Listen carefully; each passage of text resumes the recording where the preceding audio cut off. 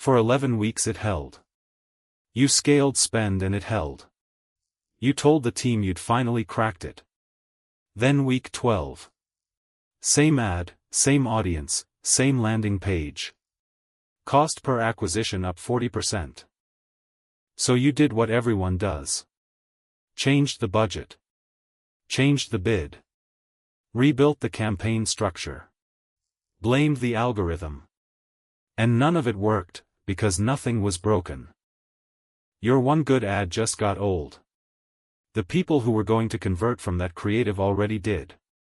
Everyone still seeing it has now seen it 4, 6, 9 times, and repetition doesn't persuade.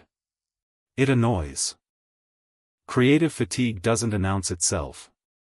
It shows up looking exactly like a media buying problem, which is why it gets treated like one for about 6 weeks before anyone opens the creative tab.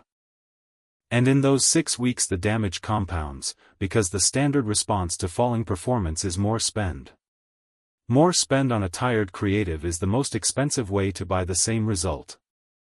Which brings us to attribution, and why nobody caught it. Meta says it's a great customer. Google says the same customer is theirs. Your analytics says direct.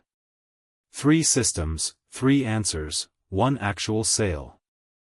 So you make budget decisions on data you already know is wrong. Attribution didn't cause the problem.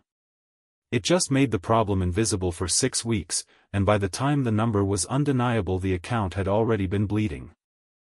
Now the part most brands get backwards. When performance drops there's a correct diagnostic order, and almost nobody runs it. Creative first. Offer second. Landing page third. Budget last. Almost everyone starts at budget, because the first 3 require someone to admit something isn't working. Budget is the only lever you can pull without changing your mind about anything. So the real question becomes, how do you avoid depending on a single creative in the first place? And the answer is testing volume. Not cleverness.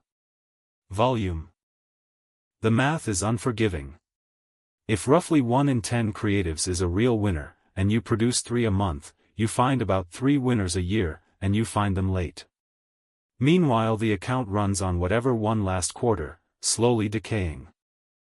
And the reason most brands can't test more isn't budget. It's production. Every new angle means a shoot, an editor, a 2-week turnaround, an invoice. So testing volume gets set by what the creative pipeline can survive, not by what the account actually needs.